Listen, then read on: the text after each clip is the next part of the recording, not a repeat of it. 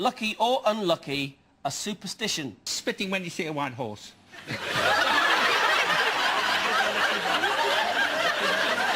You see a white horse and you spit. Yeah. Just run me through that one, Andy. Why would you do that? It's what my mother-in-law always does. So hopefully we surveyed your mother-in-law in this. Yeah.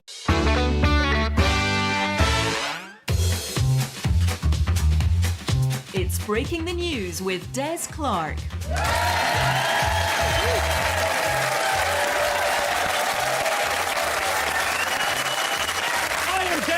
And this is Breaking the News, the show that breaks the week's news and asks four opinionated panellists to put it back together again. With me are four of the country's best comics. On my right, we have Josie Long and Raymond Mearns, and up against them are Amy Matthews and Chris Thorburn. In the news this week, King Charles used a state banquet with the South Korean president to throw in some references to Korean pop culture. The gesture was well received, although a bad back did cut short his rendition of Gangnam Style.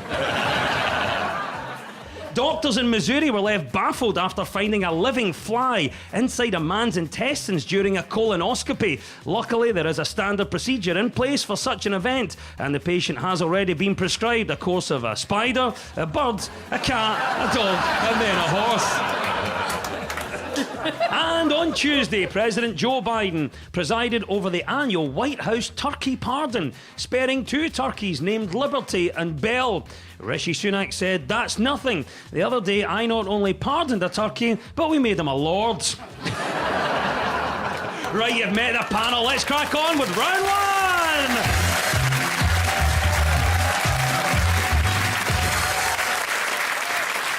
This is the Broken News round, where our teams have to guess two major stories of the week that have been mashed together into one single news headline. So, Josie and Raymond, can you tell me what this is all about? Black Friday is almost upon us. That's how Boris Johnson's pandemic decision-making was described, according to new research from Professor Sir Chris Whitty, who was Chief Medical Officer for England throughout the pandemic. So what did we learn from his testimony? To do their research first before making any big purchases. I love that. Great mashup there. Any thoughts as to what our first story might be? Josie? I think it has to be about the fact that the COVID inquiry, everything is finally coming to light. Well done for giving us the right answer. Yes, the UK COVID inquiry continued this week with England's Chief Medical Officer Sir Chris Whitty and the government's Chief Scientific Advisor Sir Patrick Vallance giving evidence.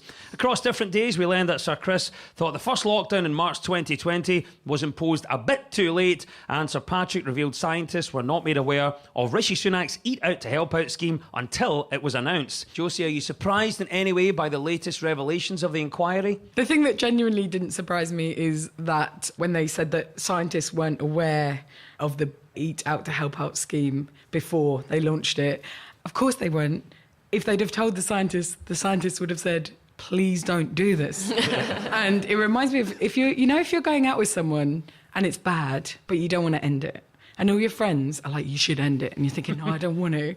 And so you try and get someone to give you advice, but you can't choose most of your friends because you know they'd be like, end it. Yeah. So you end up choosing like your least reliable friend and be like, well, actually, Paul says he's a good guy. No, I rang Paul in the prison and Paul actually said that Steve's a great guy and that everyone in the prison really likes him. So I should stay with him. You know? And I feel like that was the vibe. They just had to look for someone to give them the right advice. Yeah, and someone nods back and there you go. Raymond Mearns, what do you think about this? Are you surprised by the latest revelations out of the UK COVID inquiry? What got me when you read it, Sir Patrick Vallance said that Jonathan Van Tam, when he came in and said, I think there's going to be a pandemic, he said that Jonathan Van Tam was being instinctive. Now, Jonathan Van Tam is on the European Centre for Disease Prevention Scientific Pandemic Influenza Committee. He's head of the Pandemic Influenza Office. In 2007, he wrote a book called Textbook Introduction in Pandemic Influenza and editor-in-chief of the journal Influenza and Other Respiratory Viruses from 2014 to 2017. Now, I'm not trying to be funny. But when a guy like that See, if I ran in and says, "There's going to be a pandemic, I can feel it in my water," right? Maybe I'm being instinctive. Oh, what a reading of the situation. Chris Thorburn, what did you make of this? What are your thoughts? Are you surprised by anything? Oh, I'm not surprised. I mean, like, to find out that apparently we went into lockdown far too late. I mean, well, we know that. Like, so they didn't do anything about COVID until partway through March of 2020. To put that into perspective, in April of 2020, they were meant to come out with the last James Bond film. But back in February, they postponed it all the way to November because they knew there was going to be a pandemic. And this is true, and that should have been our first warning sign, because when have we ever seen James Bond take preventative measures against a virus? We've watched that man have unprotected sex for 5 decades, and he was like, "No, I'll catch something." Tough days. Great reading of that. Amy, are you surprised by the latest revelations out of the UK COVID inquiry? Not at all. But I also feel like I didn't register how absurd the Eat Out to Help Out thing was whilst it was happening, because we all went mad. So we just sort of went, yes, no, this sounds like a great idea. And then on reflection, it's like something an Apprentice contestant would come up with. Except no one got fired for it. You know? Like, it's absolutely... Also, there was, as you say, Jonathan Van Tam only found out from watching it on the telly that this was being announced. And I don't know if you guys remember, but the promo image that was used was Rishi Sunak doing a shift. Do you remember? Like, sort of delivering thing. And there must have been a split second where Jonathan Van Tam was like, oh, has he stepped down and like started working in Wagamama? Like, finally a job he can do. You know, that must have been such a roller coaster for poor Jonathan. Well, there you go. It is all coming out now in the COVID inquiry. Raymond, what do you think ultimately is going to come out of this inquiry? I think they'll all be on Strictly Come Dancing. One will go into the dancing, and one will go into the jungle. That's what always happens, isn't it?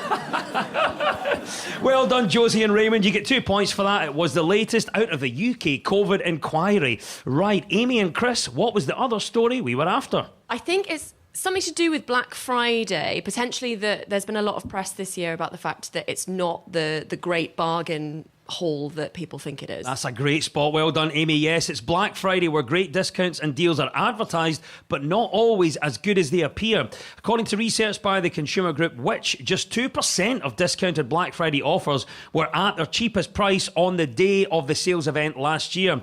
Sometimes the biggest discounts can be found with second-hand items. For example, there's currently a used iPad for sale on Amazon. Listed at £50, which the seller claims cost him 11 grand. Well done, Amy, in getting the right answer. Do you look forward to Black Friday? Every time I hear it, Black Friday, I think it just sounds like my mum trying to remember the name of Wednesday Addams.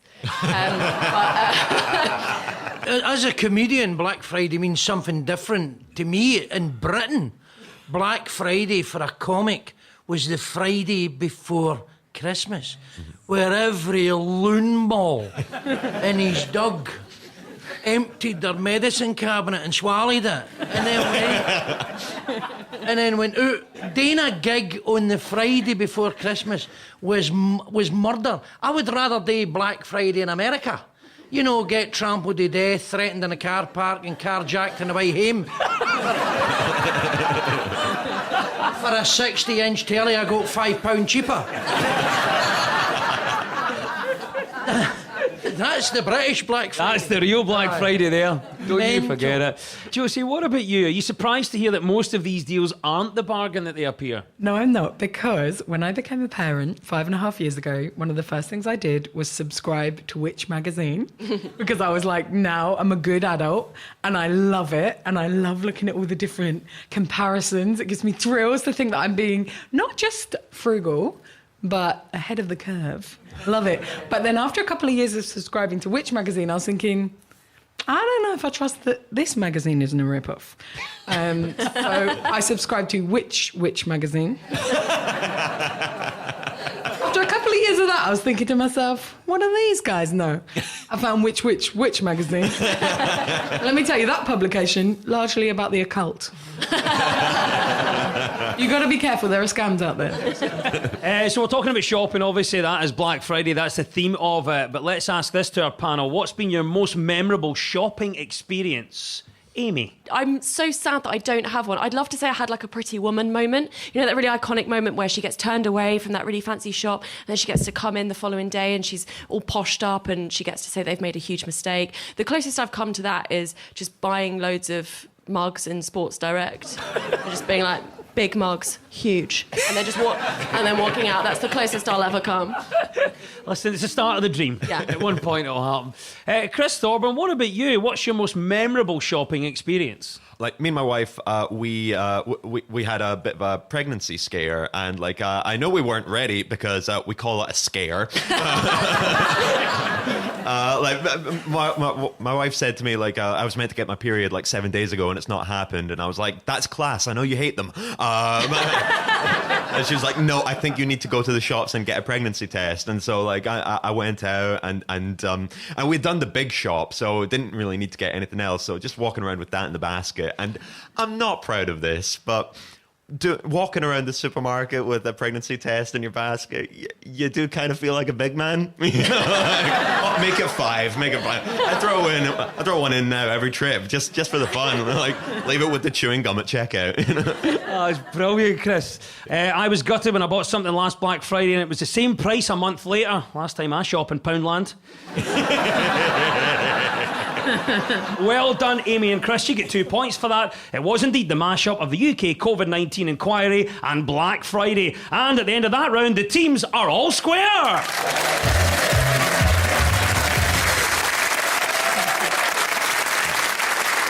Now, most of our news is about public opinion, so to find out what stories people are talking about, we spoke to 2 friends of the show, presenter and writer Vic Galloway, and writer and parapsychologist Evelyn Hollow. So, Amy and Chris, what do you think Vic is on about here? Look, it's not all black and white, you know. It is so rare to find your perfect partner in this day and age, especially if you're in the public eye. The stakes are high, the pressure is on, and a lot of money is being spent. But let's face it, they're just not attracted to each other. Is this about the pandas that are leaving Edinburgh Zoo? It is. Well done for getting that. It's the right answer. It is the news that after 10 years, the Edinburgh Zoo pandas are set to return home to China. Chan Chan and Yang Guan arrived in Scotland in 2011, with the zoo paying £750,000 a year to China. Well, they should have just waited till Black Friday and got them half price, shouldn't they?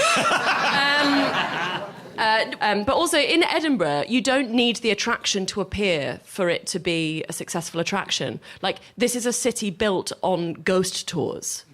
Like, it's absolutely fine. You can point at an empty enclosure and people will eat it up. They love it. Josie, what do you think about this then? The pandas are going back. Do you think the Edinburgh Zoo pandas were worth the money?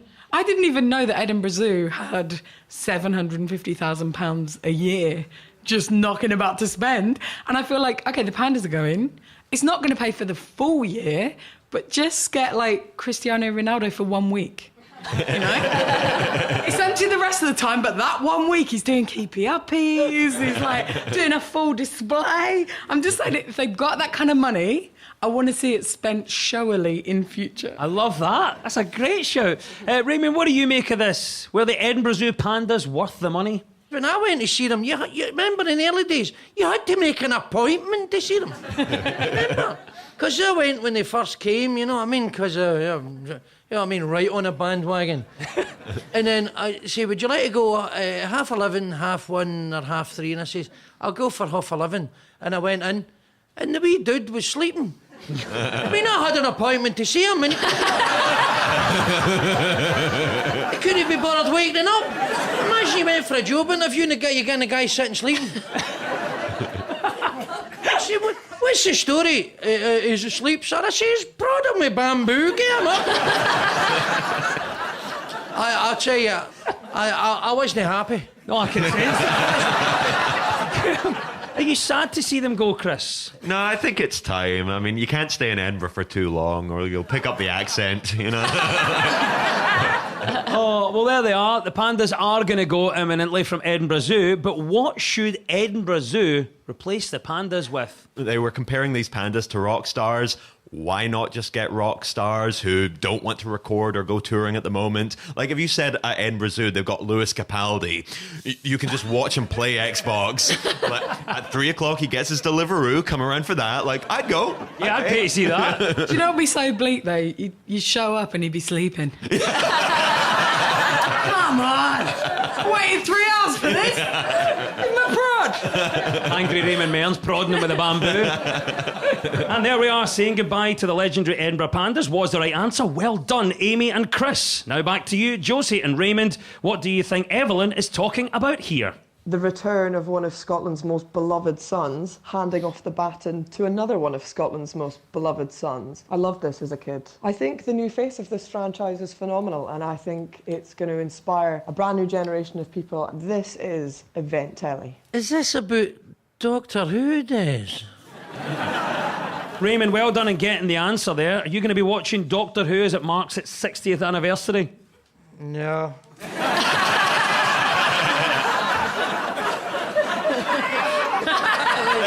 It was big in the 70s. I mean, millions of people watched it in the late 70s, but it wasn't a lot on. And you only had 3 television channels. So you didn't have a lot of alternatives in the 70s.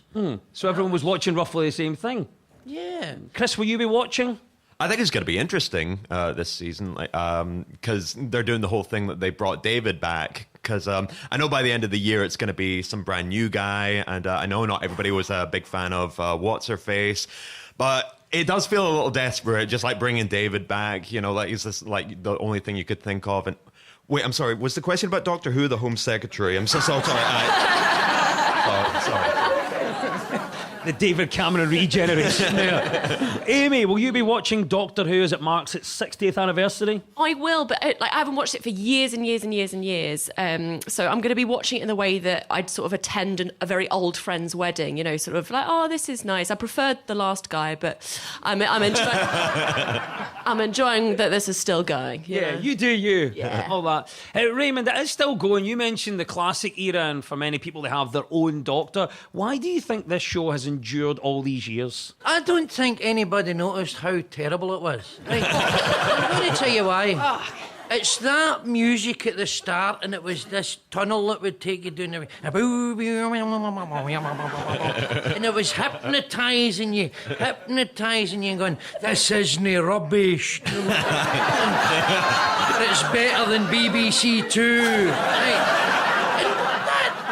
Well, here's the thing, like, Raymond does have a point, insofar as it's not endured all these years. Between 1989 and 2005, it was off the air, and that was my entire youth and adolescence. Do you know why it was? They took away that wee mad dog that had a gun in it. A wee dog, by the way. A wee dog, late 70s. Everybody was watching as a wee dog. They took away the dog. No interested. K9 it was called. Yeah, I know the name of the wee dog. I wanted a dog like that. Listen, let me say my piece.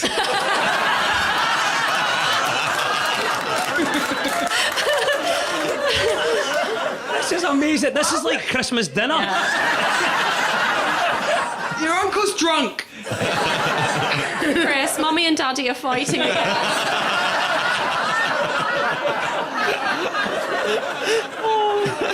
Sorry, Josie. I'm only 41!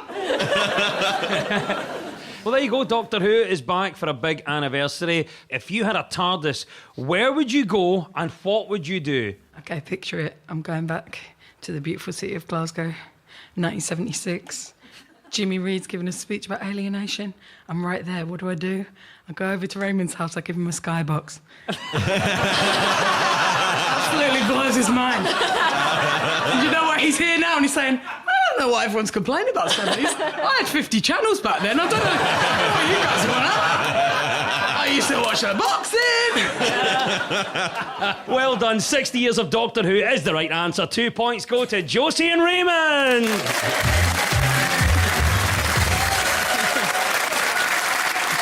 You're listening to Breaking the News from BBC Radio Scotland with me, Des Clark. Now, this round is all about who's in the news. I will play you a clip of a mystery person. All you have to do is tell me who it is. So, Josie and Raymond, you're first this time. Who is this? The situation in Argentina is critical. The changes our country needs are drastic. There is no room for gradualism. There is no room for half measures. Javier Milei. Yes, this is the news that Argentines have elected far-right outsider Javier Milei as their new president. Milei is a former rock star and tantric sex teacher who doesn't comb his hair and has the nickname El Loco, which is, of course, Spanish for Boris Johnson. Well, Josie, how do you think Javier's premiership will go? People say that he debases the solemn office of president, but what they don't realise is that he decided to run after he had a very, very thoughtful conversation with his dead dog. So I think they're worrying about nothing. How do you think Javier's premiership will go, Chris? I think it's going to be unpredictable because the more I read about this guy, it's a roller coaster. Like at first, I'm like, okay, he's far right, megalomaniac, capitalist. I do not like this guy. Then I read a little further. I find out like when his dog died, he just had his dog cloned 4 times, and I'm like, I'm starting to like this guy. You know, like, whomst among us? Like, show me somebody who wouldn't clone their dead dog, and I will show you a liar. You know? So there we go. It's ups and downs, I think. Yeah, well, he needs a cabinet, doesn't he? See, when you have a family gathering, maybe it'd be a funeral or something, families would get together, and you'd always get the mental uncles. Now, I never had any, so it must be me. Right. Right. But I had uncles like this. I'm telling you, a land of opportunity, sort yourself out. I mean, these bams never worked a day in their life, right? But they knew everything, right? They were fountains of knowledge and everything. And they would tell you, I'm telling you, I'll tell you, you should sort yourself out, look at your dad. And they used to say to these guys, you're a good laugh, that's a game, having a drink, you shut up now, thank God he's away. We're electing these screwballs now. We're electing these bums. If we become as a society too polite or something, he used to slap these bums. Oh, just him out of he'd be a boat, wouldn't it? I think we're watching in real time the uprising of a mad, unpredictable leader. Yeah. I can feel it happening. Raymond, close your eyes for a second, Raymond. Close your eyes. Close your eyes. It's me, Raymond. It's your dead dog. It's me. Mike, is it really you? Aye, it's me. How did you manage to get out that bin?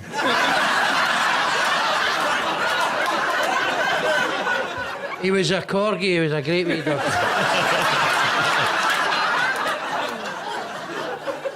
That's all we've got time for this week. Yes, well done. 2 points go to Josie and Raymond. That was indeed the Argentinian president, Javier Milei. Right, Chris and Amy, it's your turn now. Who is this and why are they in the news?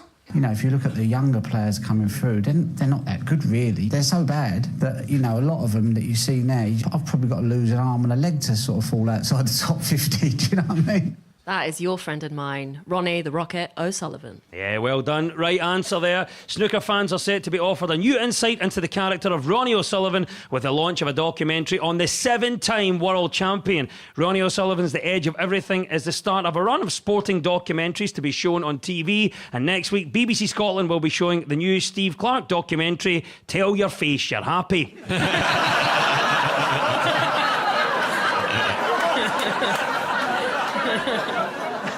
So what do you think, Amy? Big snooker fan. We both are. Yes. Check out Snookered, our podcast on BBC Sounds while it's still up there. We do love the game. Are you surprised that Ronnie has come out with such a tell-all documentary? In a way, I am, because he's quite private in a way. He avoids a lot of interviews. He's quite elusive. He likes to be a sort of maker of his own fiction.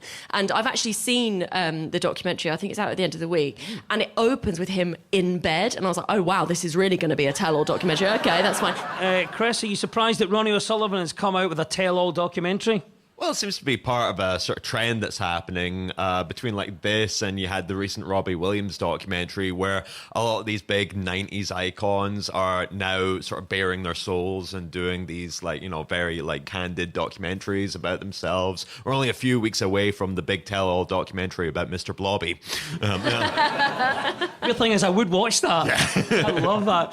Josie, what do you think? Are you surprised that Ronnie O'Sullivan has come out with a tell-all documentary? No, well, it's quite a surprising year. So look, you know, like you say, he's the rock star of snooker. Like if it hadn't been a documentary, it would have been a jazz flute album. Or he would have become president of Argentina. So, do you think that Ronnie O'Sullivan is one of the last big characters in snooker? What do you think, Amy? Well, Luca Brissell was out every single night partying in his in all of the world's last year, And he won the or world this year, title. and he won it. So he was out tonight. He was out all night, game the next day. He's out getting mad with it. And he's out getting mad Never with practiced. it. And so they exist. It's just there's not the appetite for like the goss, I think, at the moment. That's all it is. I've watched Mark Selby scream "Sweet Caroline" into the abyss at 3 a.m. I've been square goed by Hazel Irvine. Yeah. The characters are still there. The characters are still there. Don't worry about it. I'm constantly getting mistaken for Cliff Thorburn. No, the name, the mustache. I do not take care of myself. And anyway, we're in talks. He's just going to regenerate like Doctor Who. And long story short, I'm the next Cliff Thorburn. So there we go. Ronnie O'Sullivan was, of course, the right answer, and 2 points go to Amy and Chris.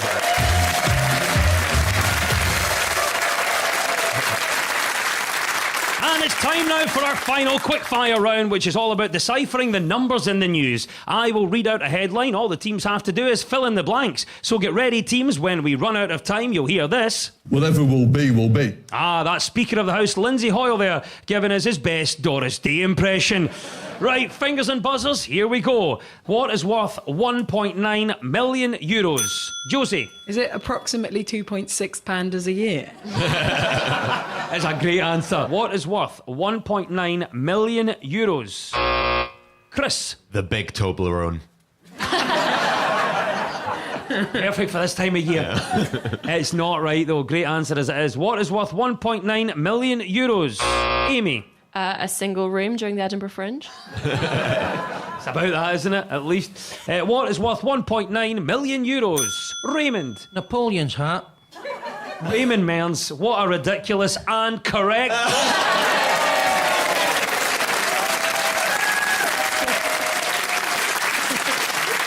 Whatever will be, will be. Oh, there's a klaxon. Lindsay is hoiled. It means it's all over. And at the end of the quiz, our winners this week are Josie Long and Raymond Mearns. And commiserations to Chris Thorburn and Amy Matthews.